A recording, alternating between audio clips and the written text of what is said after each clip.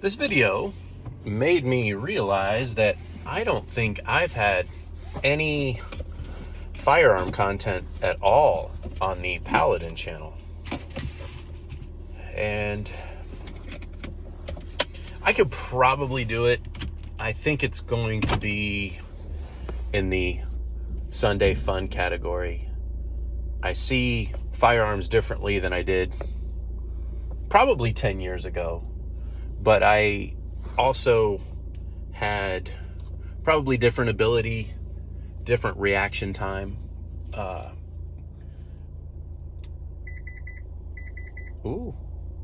Radar.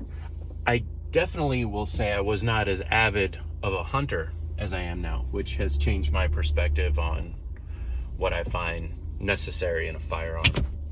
James Yeager had a thing a while back that was the former owner of Tactical Response, rest in peace, where he talked about the subject, how to pick a firearm and who to ask for a firearm. And one of the first things he always said was, don't ask a hunter, which is a bizarre perspective.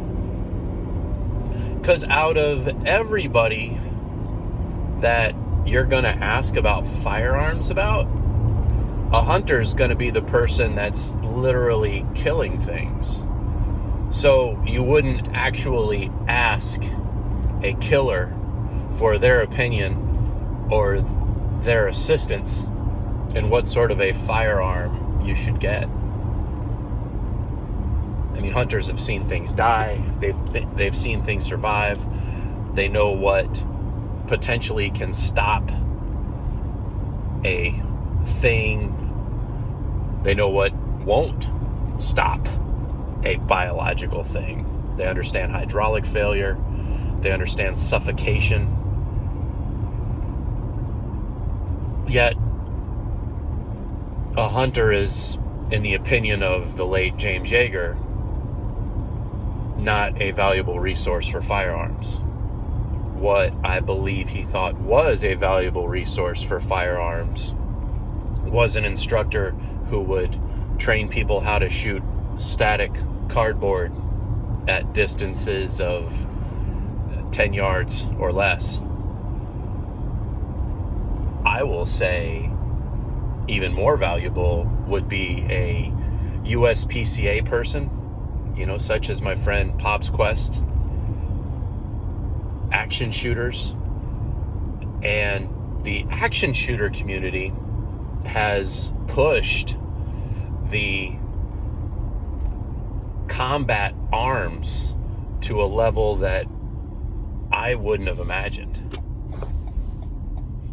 Changed protocol, changed equipment on military weaponry, pushed the technology of firearms and stuff.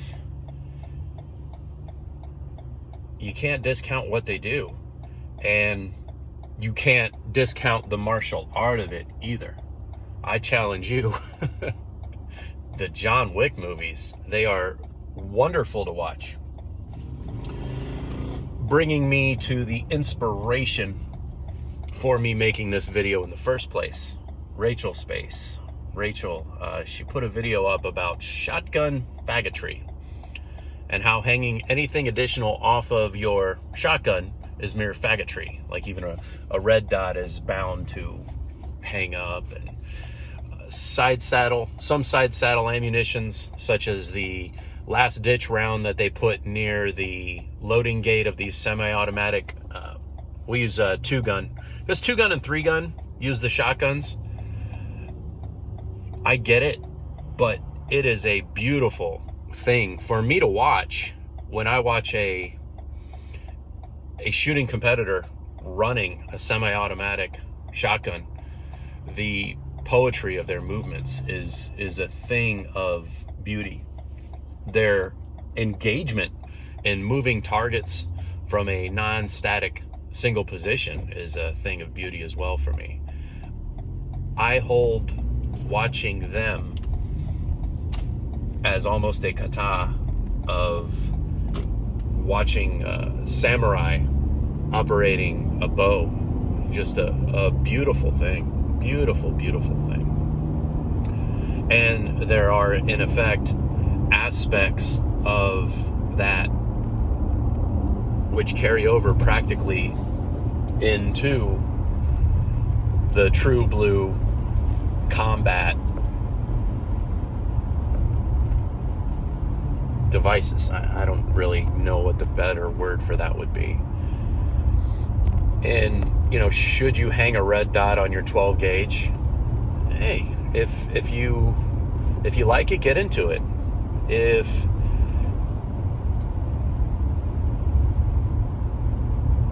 it makes you enjoy that thing just a little bit more, then hang the crap on your toy. But understand that it is a toy.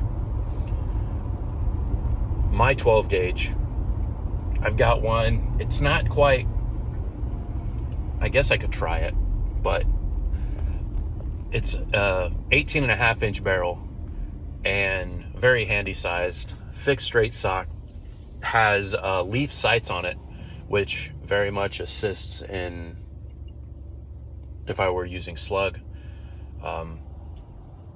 Open choke, no choke on it. But my favorite round in it is just the good old double-aught buck, where this shotgun with the 18.5-inch barrel works is loaded and with a 2-point sling, you know, just over my shoulder or across my back.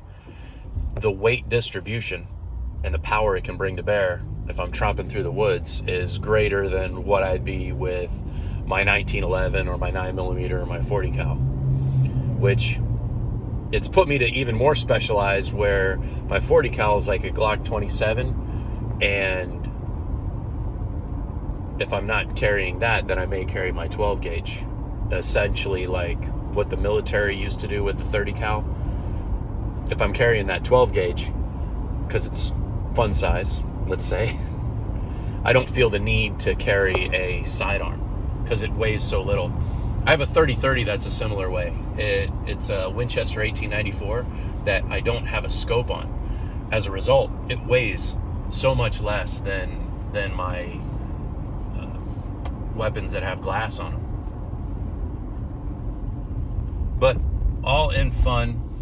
My point is, if you dig your toys, you dig your toys. It's okay. And I think a shotgun is best served when it doesn't have a bunch of shit hanging off of it. But I feel the same way about a M16 or an M4. For my abilities and my equipment, I don't have the training, wherewithal, or equipment to take advantage of an infrared laser plus a red laser plus a light plus a red dot plus a magnifier that I could pull over. I don't have the needs or the application to it. Red dot and flashlight and laser, maybe, but man, I think where an M4 really shines is in the shorter configurations without things hanging off of them. They are a thing of beauty too, and remarkably versatile. So das ist das. Catch y'all later. Hope your Sunday's full of fun. And hell, hope you're getting to the range.